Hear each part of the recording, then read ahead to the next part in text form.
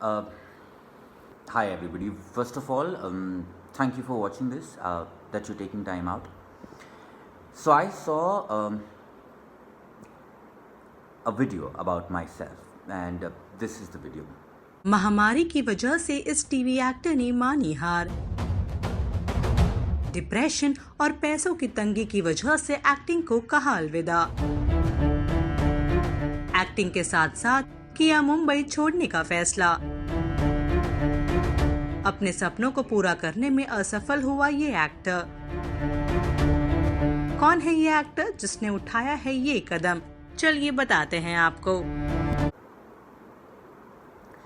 Well, first of all, जब मैंने ये इंटरव्यू दिया तो I want to thank the reporter Neha, जिन्होंने बहुत ही सेंसिबली और सेंसिटिवली मेरी स्टोरी को पब्लिश किया।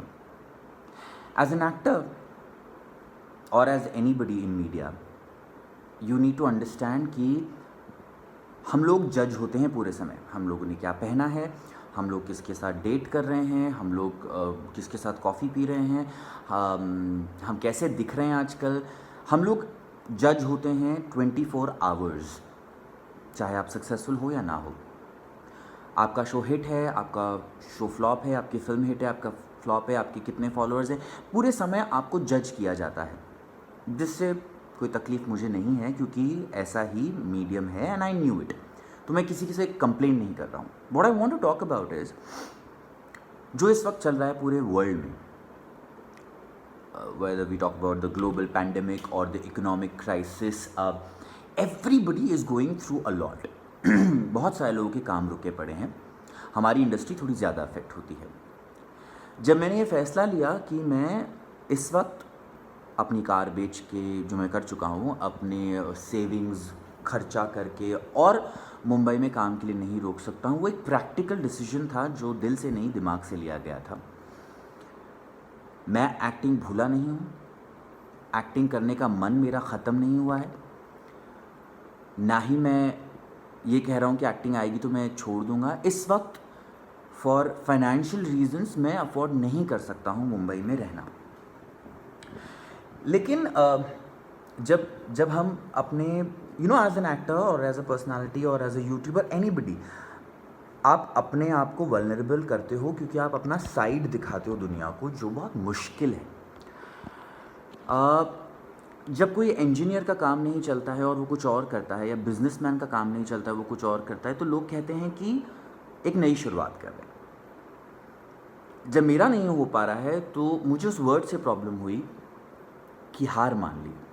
पहली बात, एक्टिंग मेरा प्रोफेशन है जिसे मैं बहुत पसंद करता हूँ, बहुत प्यार करता हूँ। अभी वो मेरे लिए चल नहीं रहा है, इसका मतलब ये नहीं है कि मैं हार गया। अगर मैंने एक्टिंग ख़राब की होती, अगर कोई भी ये उठा के बोल दे कि एक्टर ख़राब है, तो मैं हारा हूँ। अगर कोई ये कहे कि हमने इसको इसकी गलतियाँ बताई और ये उस पर काम नहीं कर रहा है, तो मैं हारा हूँ। अगर मैं ज़िंदगी में कोई गलत फ़ैसला ले लेता अपने डिप्रेशन में, तो मैं हारता। अगर मैं कोई गलत काम करके पैसा कमाना शुरू कर देता, तो मैं हारता। मैं जहाँ से खड़ा हूँ, मैं जीता हूँ। I think I am a winner because मैंने ज़िंदगी चूज़ की। मैंने ये चूज़ किया कि मेरा ठीक रहना, मेरा मेंटल हेल्थ ठीक रहना ज़्यादा ज़रूरी है मेरे माँ बाप, मेरी फैमिली के लिए, मेरे वेल विशर्स और मेरे लवर्स के लिए और मेरे लिए। I don't think so I am a failure. It's a double edged sword for actors all the time because judgement तो होगा, इस वीडियो से भी होगा। Some people might say that ये पब्लिसिटी या पीआर के लिए कर रहा है। I don't care what people think right now because I am at my lowest best. What I want to say is I'm only going to talk about my story. So many people have reached out to me after my this thing and they said that I'm helping them to be positive and I want to help people. कल मुझे चाय बेचनी पड़ेगी, मैं चाय बेचूंगा। मुझे boutique खोलना पड़ेगा, रेस्टोरेंट खोलना पड़ेगा, जो करना पड़ेगा वो मैं करूँगा to keep myself and my family afloat. शायद ज़िंदगी के 70वें साल में मुझे एक्टिंग वापस मिलेगी, तो भी मैं ये नहीं कहूँगा कि मैं हारा था। हार तब होती है जब कोई जंग होती है। जब हम अपने पैशन को फॉलो करते हैं तो कोई जंग नहीं होती। And I want everybody to understand that this is time to be kind to everybody.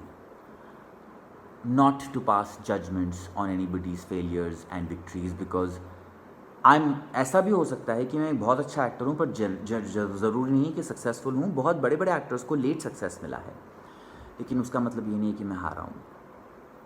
सो या आई डोंट थिंक सो मैं हारा हूँ.